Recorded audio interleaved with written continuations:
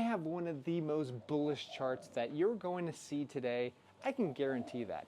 And I'm going to show you why it's so bullish as I go into this chart that I'm going to show you at the very end. So check this out. First off, we have the Kobeshi letter. I want you to replace gold with Bitcoin, okay? I'm gonna explain why, okay? I'm not hating on gold, just listen to me. The decline in value of fiat currencies against gold has been truly remarkable, Bitcoin. Since 1971, the US dollar has lost 98.94% of its value against gold, the second largest fail among major currencies. During the same time, the British pound has declined 99.42, and he goes on to say, like, Swiss franc is down like 94%, the Japanese yen's down like 97%, gold is incredible. Okay, well, first off, I used to trade gold, all right, before I got into Bitcoin. And I can tell you one thing, that gold in 2011 hit $1,900 an ounce. We haven't even doubled since 2011. I'm not picking on gold. I'm just telling you the truth, the facts here, that, you know, people can cloud your mind of like, oh yeah, gold's up huge this year. No, it's not. Back in 2011, Bitcoin was the lowest price about 30 cents. Now we're at $109,000 from 30 cents. That is your inflation hedge. That is why you buy Bitcoin instead of gold, or at least own a little bit of gold if you really want to. You know, back in 2011 to 2025, we experienced the US dollar having the biggest monetary expansion in the history of the US dollar, and it never doubled. That is why you own Bitcoin. Okay, moving on. We also have Ray Dalio. He's not an idiot. He says the US is going down a death spiral of debt. A few weeks later, Moody's downgraded the US, as you know. And you know what Ray is saying is that these tariffs are going to be really bad for the United States. And you know what?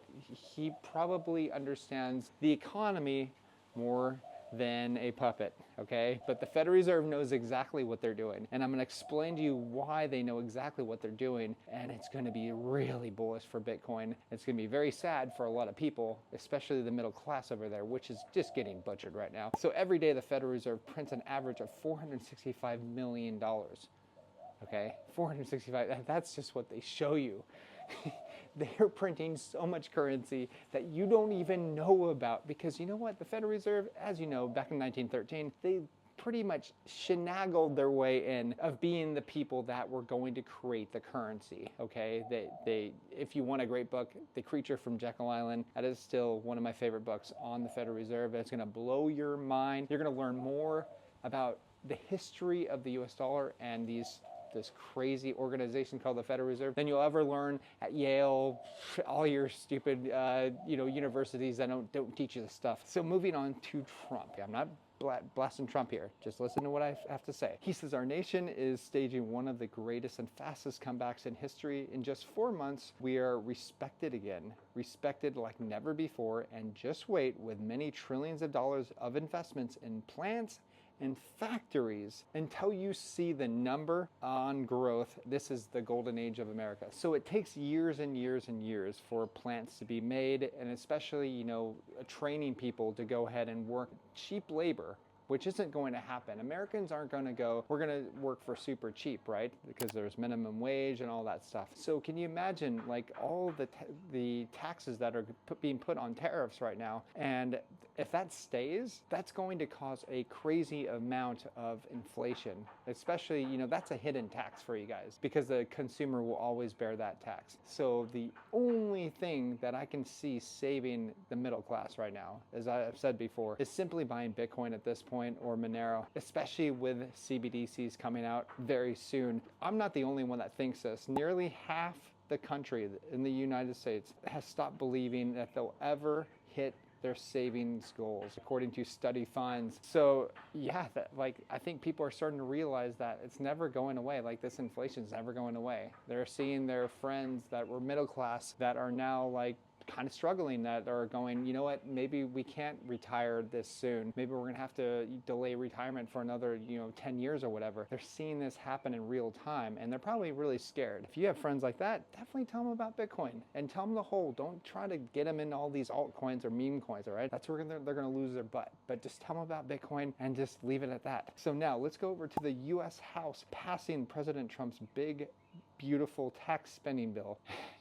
I see a lot of people very excited about this. 0 taxes on tips. Guys, like, there's a bigger picture here, because this thing, if you go under Grok, it tells you the US has passed a major tax and spending bill extending 2017 tax cuts, adding no tips on taxes, or no taxes on tips, and increasing border security. It may add, it says, may add $3 to $5 trillion to the debt.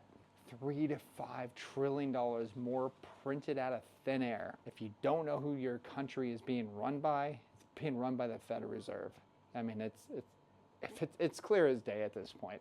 Okay, if you can't see it, I'm sorry. And here's even more proof of this. Large banks are exploring the idea of working together on a new crypto stablecoin. A new crypto stablecoin, according to the report of Wall Street Journal. Among the banks involved are JP Morgan, Bank of America, Citigroup, and Wells Fargo. The same stinking banks that elected the Federal Reserve chair, the same banks that actually got that bailout in 2007, 2008. And if you don't know why that's important, because the Genesis block, type in Genesis block and look at the picture on it. It just talks about the banks getting bailed out, and pretty much Satoshi's like giving the middle finger to the banks, because they're like, you know what, you've screwed people over so much, and now they're using stable coins. Very interesting, right? The same stablecoin regulations that Trump and all of his buddies are wanting to pass. The Federal Reserve, essentially.